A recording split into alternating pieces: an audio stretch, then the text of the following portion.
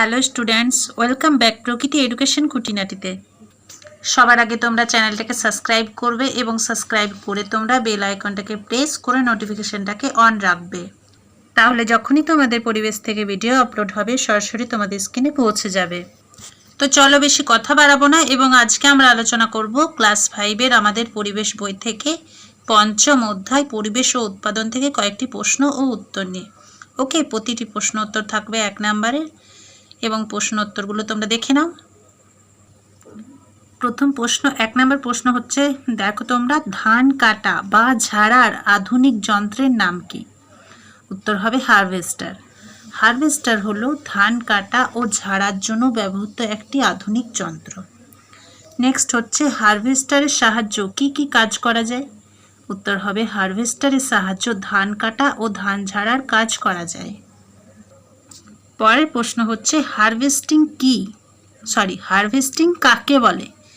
উত্তর হলো ধান কাটা, খড় থেকে ধান আলাদা করা এবং এক জায়গায় জড়ো করাকে হারভেস্টিং বলে। ইংরেজিতে বলে হারভেস্টিং। পরের প্রশ্ন হচ্ছে, পাওয়ার টিলার কি? উত্তর হবে যে যন্ত্রের সাহায্য জমি চষা হয় তাকে পাওয়ার টিলার বলে। পরের প্রশ্ন হচ্ছে, জমি চষার যন্ত্রের নাম পাওয়ার টিলার কেন? উত্তর হলো যেহেতু পাওয়ার টিলারের মাধ্যমে তাড়াতাড়ি জমি চষা যায় তাই এই রকম নাম। যেহেতু পাওয়ার টিলারের মাধ্যমে তাড়াতাড়ি জমি চষা যায় তাই এরকম নাম। পরের প্রশ্ন হচ্ছে, পাওয়ার টিলার ছাড়া আর কোন যন্ত্রের সাহায্য দ্রুত জমি চষা যায়? উত্তর হবে পাওয়ার টিলার ছাড়া ট্রাক্টর নামক যন্ত্রের সাহায্য দ্রুত জমি চষা যায়। পরের প্রশ্ন হচ্ছে, আগেকার দিনে পুরুষরা কি কি কাজ করত? উত্তর হবে আগেকার দিনে পুরুষরা শিকার করত, বনের ফল খেত, পাতা আনতে যেত প্রভৃতি। পরের প্রশ্ন হচ্ছে, মানুষ চালিত নাঙ্গল কি দিয়ে তৈরি করা হতো? উত্তর হবে মানুষ চালিত নাঙ্গল কাঠ দিয়ে তৈরি করা হতো। পরের প্রশ্ন হচ্ছে, প্রথম দিকে নাঙ্গল কিভাবে চলতো? উত্তর হবে প্রথম দিকে কাঠের নাঙ্গলকে মানুষই চেপে ধরত এবং অন্য একজন টানতো আর এইভাবে চলতো।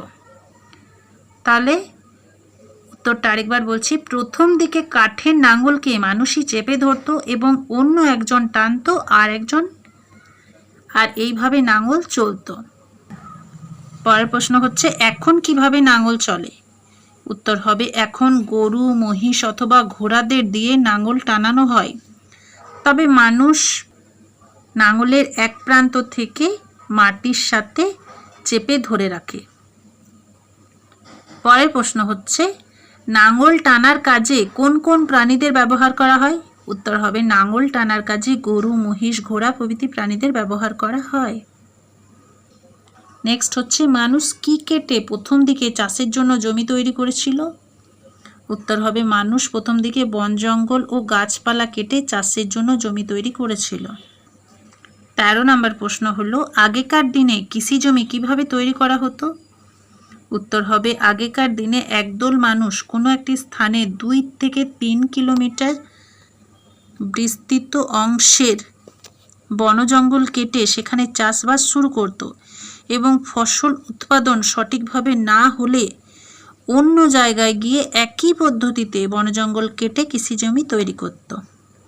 পরের প্রশ্ন হচ্ছে, আগে কীটনাশক হিসাবে কোন গাছের পাতা ব্যবহার করা হতো? উত্তর হবে আগে কীটনাশক হিসাবে নিম গাছের পাতা ব্যবহার করা হতো। পরের প্রশ্ন, বেশি রাসায়নিক সার ব্যবহার করার ফলে জমির কি ক্ষতি হয়?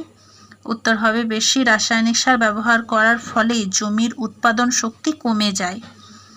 নেক্সট হচ্ছে, অতিরিক্ত রাসায়নিক কীটনাশক ব্যবহার করলে কি হবে?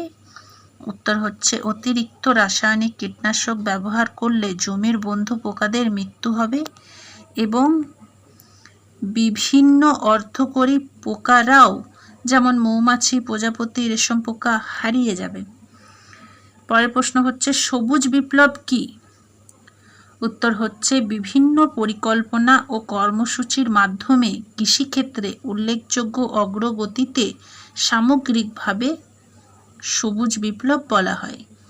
উত্তরটা আরেকবার বলে দিচ্ছি, বিভিন্ন পরিকল্পনা ও কর্মসূচির মাধ্যমে কৃষিক্ষেত্রে উল্লেখযোগ্য অগ্রগতিকে সামগ্রিকভাবে সবুজ বিপ্লব বলা হয়।